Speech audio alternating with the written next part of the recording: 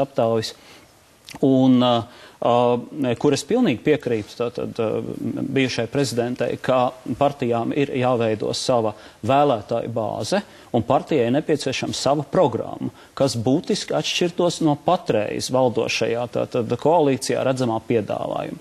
Kas būs jūsu piedāvājums? Es gribu pajautāt par nākotnes koalīciju. To visu var iepazīties jūsu mājaslapā. Varbūt es pajautāšu to, ko jūs nerakstat mājaslapā. Vai jūs veidosiet vienotu koalīciju pēc vēlēšanām, ja jūs pārvarat 5% barjeru Saskaņas centru? Kāds pamats jums ir tā uzskatīt?